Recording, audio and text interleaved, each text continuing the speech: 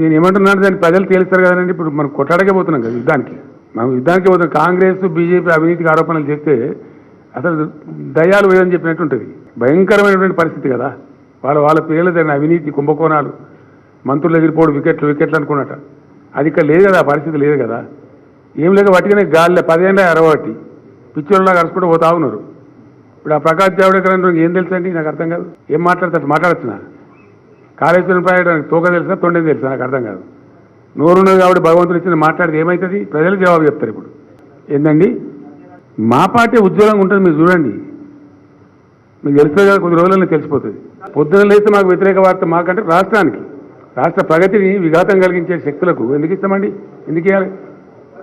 పాలు పోసి పామును పెంచలేం కదా. ఏమంటారు? జర్నలిస్టులు కూడా ఉండాలి కదా, ఐడియా ఉండాలి కదా, జర్నలిస్టులకు ఉండాలి కదా ఐడియా. కీలుబొమ్మలాగా ఎట్లు కీలుబొమ్మలాగా ఉన్నోడు జర్నలిస్ట్ అవుతాడండి.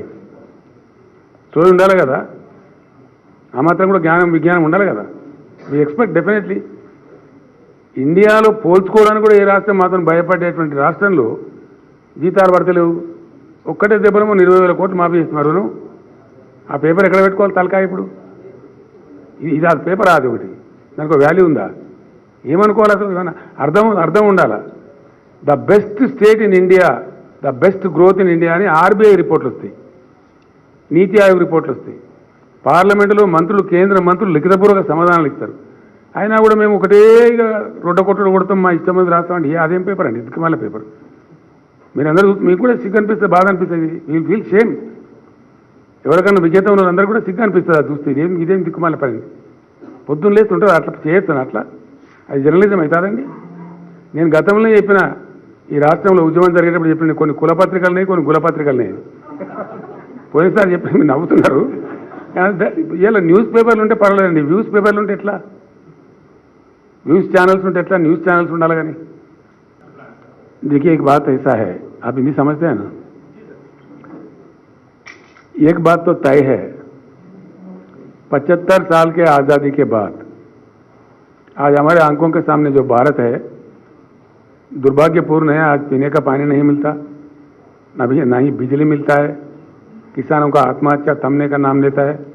तो भारत के सामने एक बात ऐसा है, परिवर्तित भारत ही आज भारत के समस्याओं का समाधान है, इसमें मुझे कोई शक नहीं। अब the story, the growth story of all the countries across the globe, whether it is China, Malaysia, Singapore, Japan, South Korea, इन लोगों की कहानियां अगर देखा जाए तो आउट ऑफ बॉक्स जाके जो उन्होंने काम किया है वहीं कुछ फल मिला है, उन देश आगे जा रहे हैं। हमारे पास भी, हमारे देश में अच्छा मिसाल है बीआरएस पार्टी। बीआरएस जाके जो आउट ऑफ बॉक्स काम किया है उसी का नतीजा है आज तेलंगाना राज्य कईयों चीज़ों में सबसे आगे है। इतना कम उम्र वाला राज्य, इतने कम समय में आउट ऑफ बॉक्स जाके जो हमने काम किया है ना, उसलिए हम इस तरीके से जीतते हैं और पब्लिक को भी जिताते हैं। ये काम पूरे भारत में होना चाहिए, हमें कोई जल्दीबाजी नहीं है। ये चुनाव होने के बाद मेरे पास विस्तार समय है, हम विशाल भारत में घूमने का भी प्रयास करेंगे। महाराष्ट्र के साथ कुछ अन्य राज्यों में भी जाएंगे, हम पूरा प्रयास जारी रखेंगे। The mission to change India will continue. अभी तो नहीं है ना, देखें ना आप, हम किसी के साथ अलायंस नहीं करेंगे। అది పార్టీ ఛాయిస్, దానిలో పెద్ద ఇష్యూ ఏముందో నాకు అర్థం కాదు. పరిస్థితిని బట్టి ఉంటుంది కదా బ్రదర్. అది మా పార్టీలో మీరు ఎక్స్పెక్ట్ చేసే అసంతృప్తి, యుద్ధాలు, ముష్టిఘాతాలు ఉండేవి తక్కువ ఉంటుంది. మాది బాగా హైలీ డిసిప్లైన్ పార్టీ. మాది ఎంత డిసిప్లైన్ పార్టీ, మా దానిలో ఎంత గడబడి తక్కువ ఉన్నదని మీకు అర్థమవుతుంది. ఎక్కడో 1-2 చోట్ల ఉంటే కొన్ని భూతార్థాలు పెట్టి చూపించేటువంటి ఛానల్ ఉన్నాయి ఇక్కడ, తెలుసు మాకు.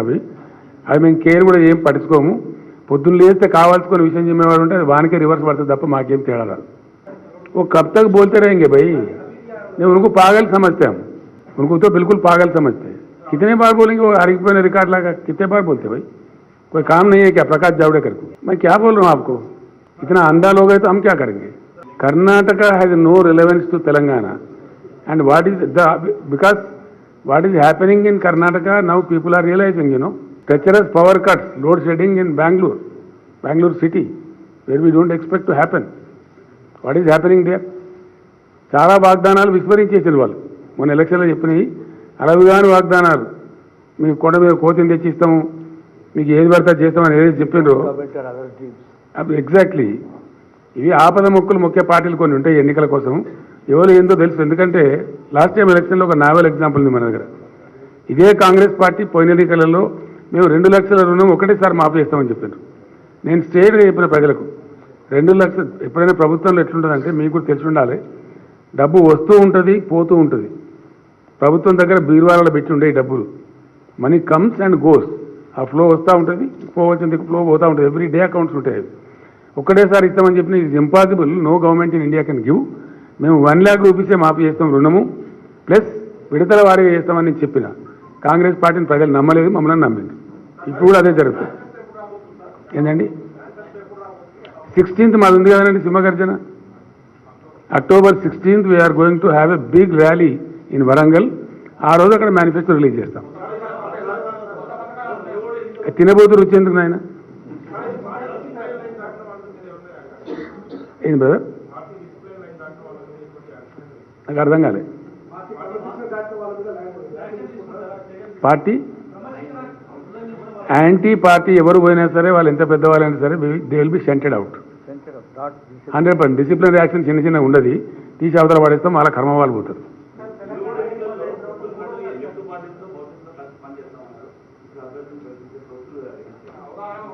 మీకు లిస్ట్ రిలీజ్ చేసిన తర్వాత ఇంకా చర్చ ఏముందండి?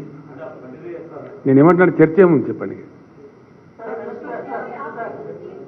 आप 3 सवाल पूछ चुके हैं, अभी क्या पूछेंगे?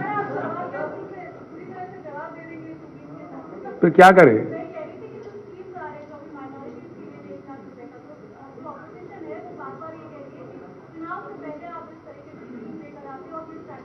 क्यों नहीं करेंगे जी चुनाव से पहले? क्यों नहीं करना चाहिए? हम कोई नहीं, सुनिए ना मेरा बात, आपका बात समझ गया मैं. हम कोई मठ तोड़ी है, मारे సన్యాసుల మఠం కాదు కదనమ్మా. రాజకీయ పార్టీ తప్పకుండా till the last minute we will avail all the facility which is available.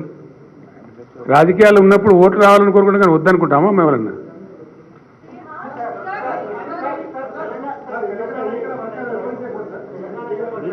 అర్థం కాలేదండి. స్టార్ట్ అయ్యి ఈ రోజు స్టార్ట్ అయినట్టే కదా లెక్క. ఇక లిస్ట్ రిలీజ్ చేసిన వెంటనే అయిపోయింది కదా.